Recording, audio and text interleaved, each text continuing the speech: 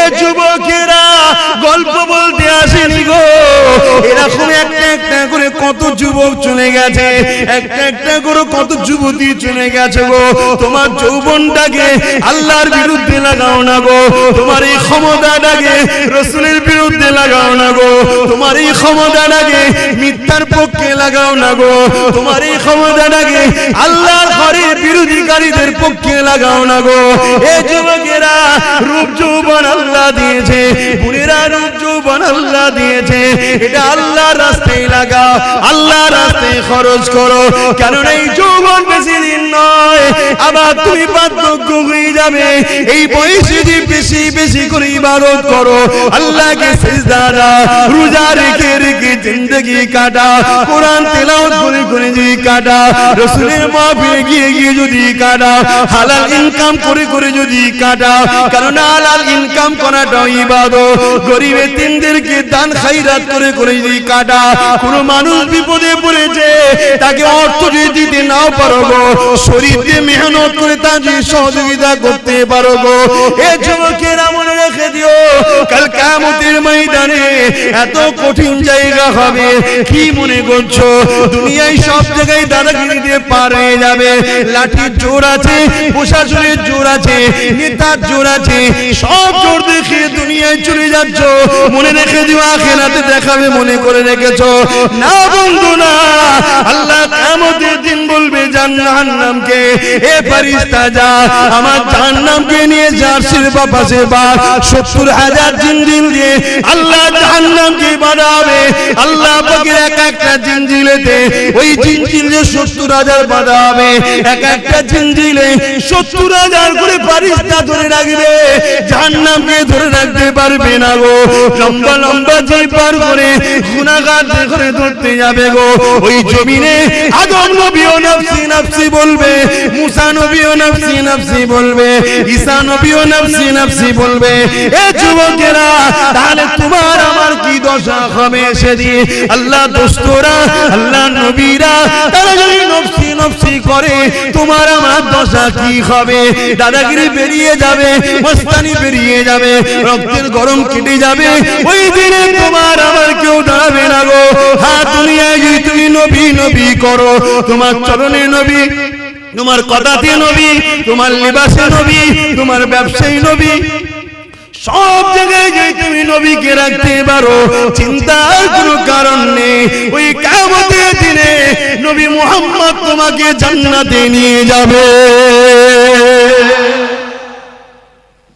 একটু ত্যাগ স্বীকার করো আমার সোনার ভাইরা, আমার যুবক ভাইরা, আমার বোনেরা, একটু ত্যাগ স্বীকার করো। আরে নবী আমার দুনিয়া জমিনে সে শিক্ষা যা দিয়েছে ওইটাকে আমাদেরকে মেনে চলতে হবে।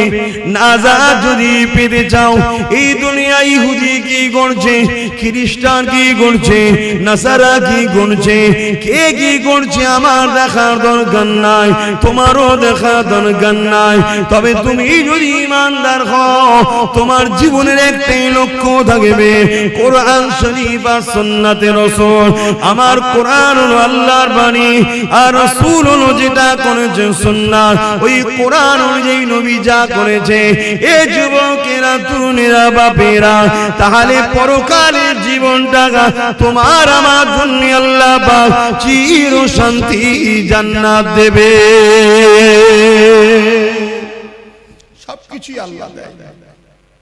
পরীক্ষা করার জন্য ফেরাউন এসেছে, নমরুদ এসেছে, সাদ্দাত এসেছে, আবু জেল এসেছে, উদবা এসেছে, সাইবা এসেছে, আবু সুফিয়ান এসেছে, হিটলার এসেছে, আর কত কত আজও আছে, কালো থাকবে। পরীক্ষার জন্য অনেককে আল্লাহ পাঠায়, কিন্তু আমাদের লক্ষ্য একটাই থাকবে, কি? আল্লাহ যেদিকে খুশি। আর আল্লাহ খুশি কার কথা মানলে? জোরে বলুন। এই নজওয়ানেরা, আল্লাহ নবী জানিয়ে দিলেন, লা ইউমিনু আহাদুকুম হাত্তা আকুনা হাব্বা ইলাইহি মিন ওয়ালিদিহি ওয়া ওয়ালাদিহি ওয়ান নাসি আজমাইন।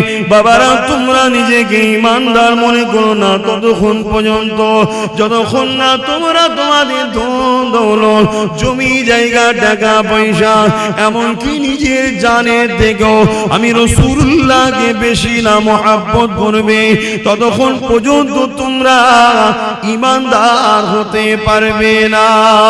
এ যুবকেরা, ঈমান ছাড়া কখনো জান্নাতে যাওয়া যাবে না। ঈমান কি জিনিস? এক কথাই হলো জীবনের সব কিছু থেকে আল্লাহ আল্লাহ রাসূলকে বেশি ভালোবাসা। পারবে তো? জীবনের সব কিছু থেকে আল্লাহ আল্লাহ রাসূলকে বেশি ভালোবাসা। ঘরে যাবেন, যে আয়নার সামনে দাঁড়াবেন, দাঁড়িয়ে জিজ্ঞেস করবেন, হ্যাঁ আয়না, আয়নাটা ছবি পড়বে না, ওকে জিজ্ঞেস করবেন তুই সব কিছুর থেকে কাকে বেশি ভালোবাসিস?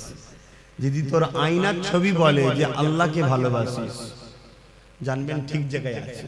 কেন মানুষ সবাইকে ধোঁকা দিতে পারে, নিজের মনকে কখনো ধোঁকা। তখনই তোমার বিবেক বলে দেবে তুই তো মিথ্যা কথা বলছিস রে। তোর সামনে যদি একটু 10,000 টাকা দেওয়া হয়, তুই তো অমনি সঙ্গে সঙ্গে নামাজ কাজা করে ছুটবি। তাহলে কি মহব্বত রইল? তোমার বিবেক উত্তর দিয়ে দেবে।